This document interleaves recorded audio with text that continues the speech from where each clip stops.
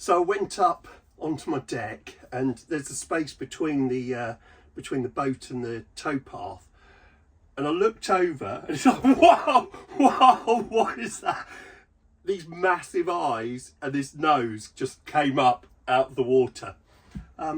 So good morning, you beautiful people. My name is Alistair Hilton. I am a photographer and I live on a narrowboat, this narrowboat in fact, that you're all looking around seeing my ornaments and my books, but hopefully there's nothing too embarrassing anywhere. Not that I have anything embarrassing. Anyway, today we are going to be talking about things that don't happen when you live in a house, but do happen when you live on a narrowboat. So I was sat here in this very lounge one day up in Harefield. Harefield is a lovely place in the countryside. It is just above Uxbridge.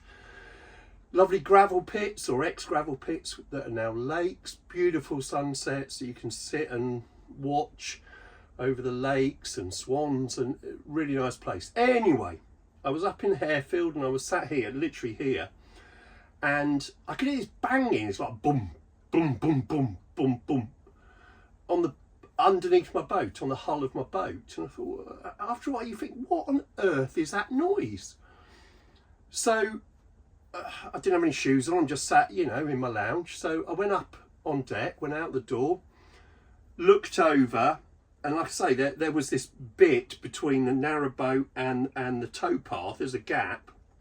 Looked over and it was like, what is this thing? These eyes came up, this big nose. I thought, what is that? At first I thought it was some enormous pike. And then I thought, oh my God, this is a deer. There's a deer under my boat looking up at me from the water. And I thought, well, that's not meant to be there. So rushed back here, quickly got my shoes on, went back out, and the thing had got on its side and it was now going down the canal and I couldn't reach it. So I imagine it had been paddling, but the poor thing was now literally had run out of energy on its side and it was drowning and I couldn't reach it. So I went along, there was another boat further behind me, like, I don't know, 30 feet behind me. Knocked on them, nobody on. It's coming up to that. I couldn't get this thing. And then he sort of moves towards the side and I knelt down on the side of the towpath and I saw his eyes roll back and I thought, right, this is very much the end for this poor thing. So I reached forwards, grabbed his front and back legs and like pulled him up out of the canal.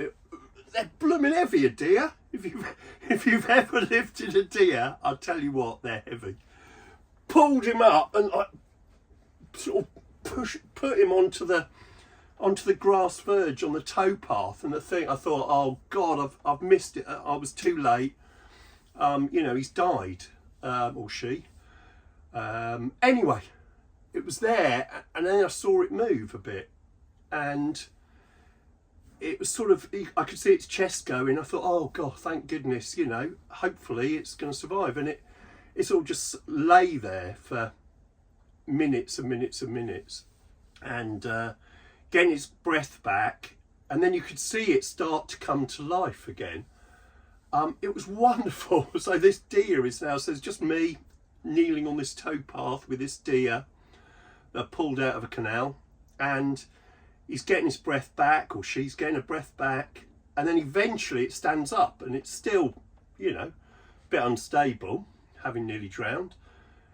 And then it was beautiful. So it just stood and looked at me, and then it bounded off. It bounded off straight into this ditch and got stuck. It's like, what are you on? What are you actually doing? So it bounds off into a ditch. And I thought, this is quite incredible. Anyway, eventually it gets out of the ditch and off he goes. And all is well, and it's saved. So there you go.